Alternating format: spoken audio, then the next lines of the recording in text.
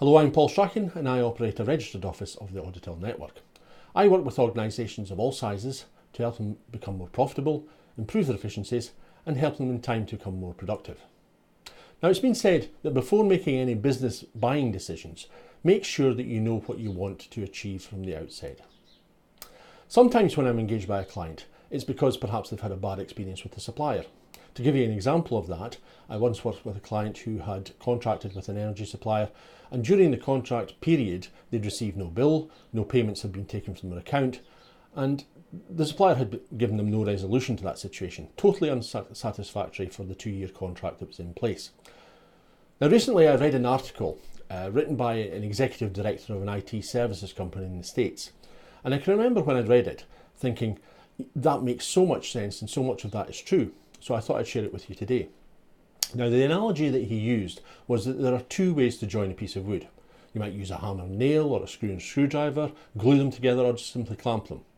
If you were framing the walls in your building your house, you would probably use a nail gun because it's quick, it doesn't matter how it looks in the end, and it's the most efficient tool for the job.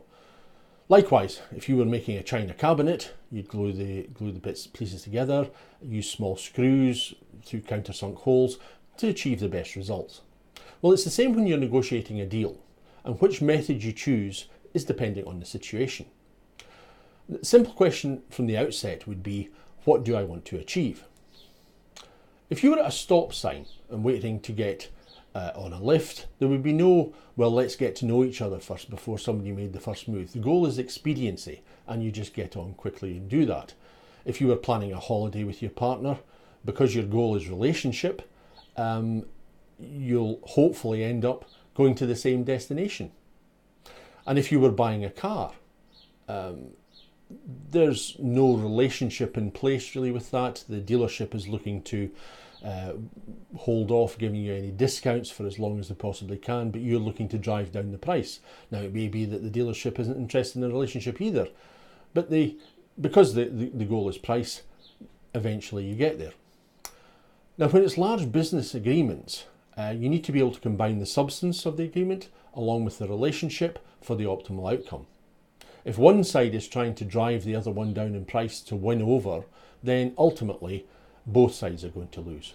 And when it's a multi-year agreement where the goal is success, you need to get in, install the system, improve the quality, and then the cost is driven out from the total operation. If that engagement fails, no one asks, well, did you get a good price? Now, to go back to the china cabinet analogy, if you were making that out of pine and using a nail gun, nobody's going to come along at the end and say, that looks fantastic and I'm happy to have that cabinet in my dining room. So with complex business engagements, nobody will be satisfied with cheap and fast because you're going to end up with not very good. So I would urge you to look at your decision-making process. And if the cheapest option seems like the best, just make sure that you've taken stock of what your goal was from the outset. Thanks for listening.